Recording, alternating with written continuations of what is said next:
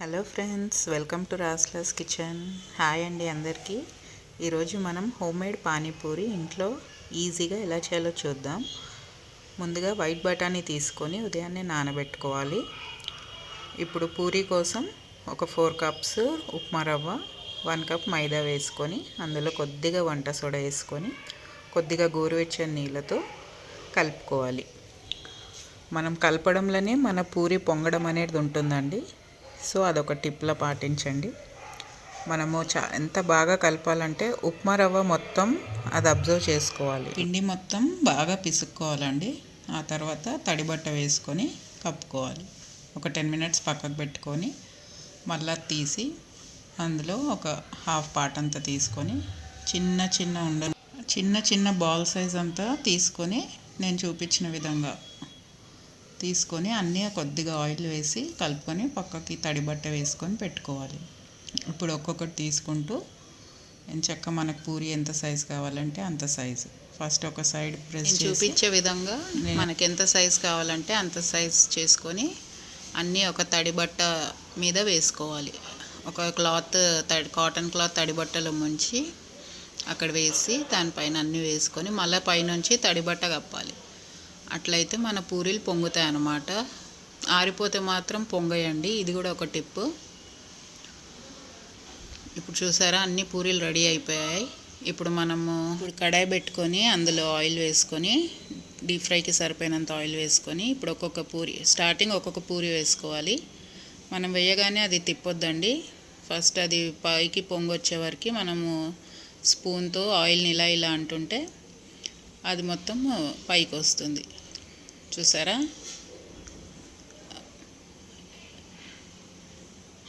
ఎంత బాగా వచ్చాయో. ఇప్పుడు మళ్ళీ ఇంకోసారి వేద్దాము. అది వేసే విధానమే ఉంటుందండి. మనము కాటన్ క్లాత్లో నుంచి ఎలా అయితే తీసామో అలా ఉల్టా వేయాలి. మనం సేమ్ కిందికి తడి ఉన్నది మాత్రం ఆయిల్లోనే ఉండాలి, పైది పైకే ఉండాలి. అవంతలు అవే పొంగి పైకి వచ్చేస్తాయి. పూరీ అయితే రెడీ అయిపోయింది. ఇప్పుడు పూరీలోకి ఫిల్లింగ్ చేసుకుందాము.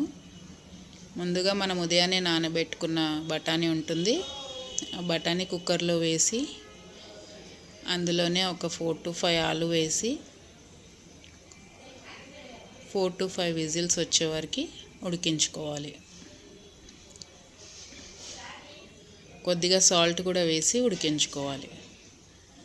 మనకి 4 to 5 విజిల్స్కి ఆలు బాగా ఉడికిపోతుంది. తీసి పక్కకు పెట్టుకోవాలి. అది మొత్తం ఆలు అంతా పీల్ చేసేసి ఒక బౌల్లో వేసుకోవాలి. ఇప్పుడు బఠానీ ఇంకా ఆలు రెండు తీసి ఆలు మొత్తం స్మాష్ చేసేయాలి. స్మాష్ చేసేసిన తర్వాత అందులో కావాల్సినంత బఠానీ వేసుకొని మెత్తగా స్మాష్ చేయాలి రెండుటిని. ఇప్పుడు ఒక కడాయి పెట్టుకొని అందులో కొద్దిగా ఆయిల్ వేసి అందులో ఇప్పుడు ఆలు బఠానీ మనం ఉడకబెట్టింది ఉంది కదా, అది వేసేయాలి.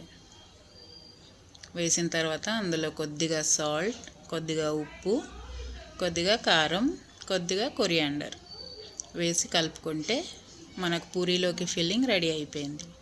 ఇప్పుడు పానీ కోసం ప్రిపరేషన్ చూద్దాము.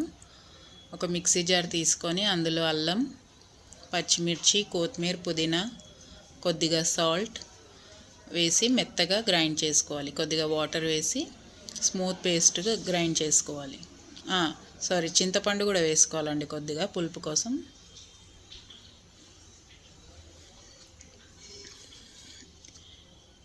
ఇప్పుడు స్మూత్గా గ్రైండ్ అయింది కదా.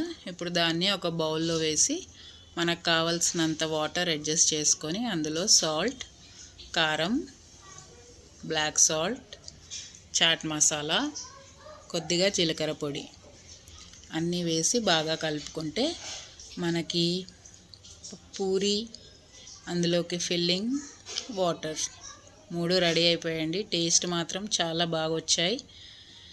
డెఫినెట్గా ట్రై చేసి పిల్లలకు పెట్టండి ఫ్రెండ్స్. పానీపూరి అంటే ఇష్టం లేని వారు ఎవరు ఉండరు.